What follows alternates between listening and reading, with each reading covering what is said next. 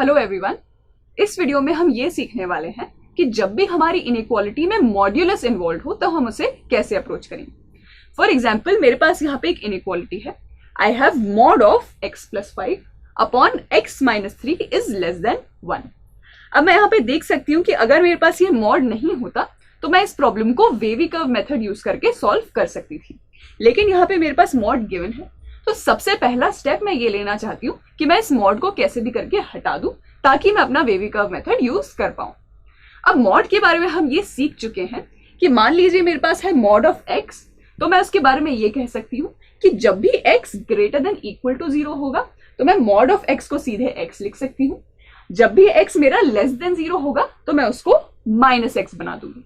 तो बेसिकली ये चीज मैं मॉड के अंदर किसी भी क्वांटिटी के लिए कर सकती हूँ। तो सिमिलरली अगर मेरे पास मॉड के अंदर है x प्लस 5 तो मैं उसको x प्लस 5 लिख सकती हूँ जब भी मेरा x plus 5 greater than equal to 0 होगा, और जब भी वो लेस देन 0 होगा तो मैं उसको कहूंगी माइनस ऑफ x प्लस 5।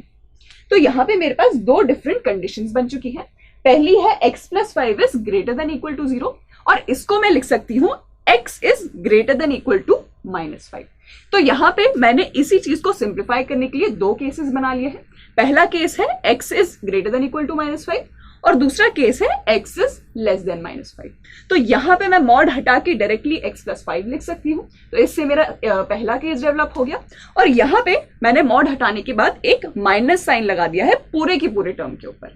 तो मैं चाहती हूँ कि आप यहाँ पे वीडियो को पॉज करें और इन दोनों इनइक्वालिटीज को इंडिपेंडेंटली सॉल्व करने की कोशिश करें और देखें कि इन दोनों में हमारे पास x का कौन सा interval as a solution set आ रहा है। और उसके बाद आप ये भी चेक करें कि हर सोल्यूशन सेट का उसके केस की जो कंडीशन है उसके साथ वो मैच हो रहा है या नहीं। तो please pause the video here and solve for both these cases.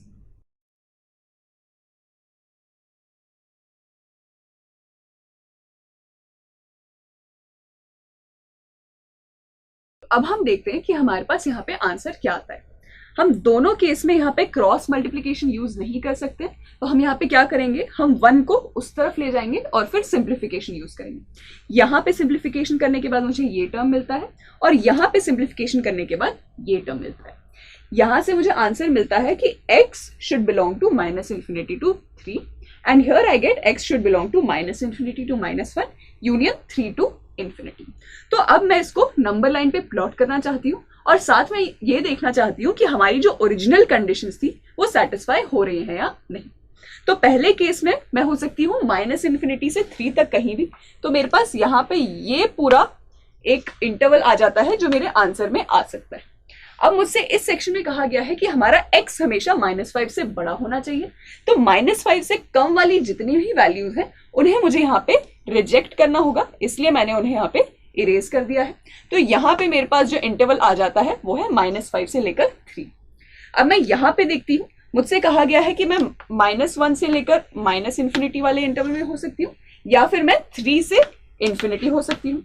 यहाँ पे मेरा केस ये था कि मुझे हमेशा -5 से कम होना है। इसका मतलब यह है कि -5 से ज्यादा वाली जो भी वैल्यूज हैं उन्हें मुझे इरेज करना होगा।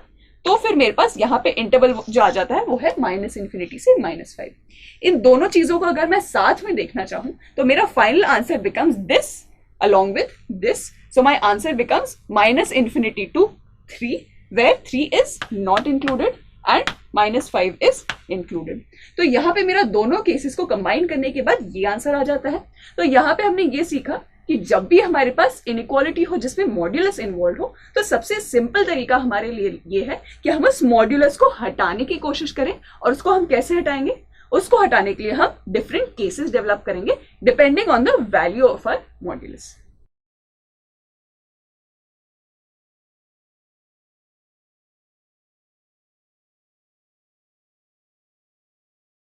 तो अभी तक हमने ये देखा कि मॉड्यूलस रिलेटेड इनइक्वालिटीज को हम कैसे सॉल्व करते हैं। अब हम ये समझने की कोशिश करेंगे कि जब भी हमारे पास किसी इनइक्वालिटी में मॉड का यूज हो रहा है तो उसका एक्चुअली मतलब क्या है। तो यहाँ पे मेरे पास एक इनइक्वालिटी है मॉड x लेस देन 4। अब यहाँ पे मैं इसको एक नंबर लाइन के थ्रू देखने की कोशिश करती हूँ। मुझे यहाँ पे फाइंड क्या करना है, मुझे यहाँ पे ऐसे सारे नंबर्स फाइंड करना है जिनकी एब्सोल्यूट वैल्यू 4 से कम हो। तो यहाँ पे अगर मेरे पास जब भी कोई 4 से ज्यादा नंबर हुआ तो उसका डेफिनेटली एब्सोल्यूट वैल्यू 4 से ज्यादा होने वाला है। सिमिलरली अगर मैंने -4 से कम कोई नंबर लिया, फॉर इंस्टेंस -7, तो उसका एब्सोल्यूट वैल्यू भी 4 से ज्यादा ही होने वाला है। तो इसलिए मैं यहाँ पे ये वाला और ये वाला रीजन ले नहीं सकती, तो मेरा यहाँ पे सोल्यूशन हो जाएगा ये पर्टिकुलर रीजन। अब मैं यहाँ पे अगर कहती कि mod of x should be greater than 4, तो इस पर्टिकुलर केस के लिए मेरे पास सोल्यूशन हो जाता ये रीजन और ये रीजन।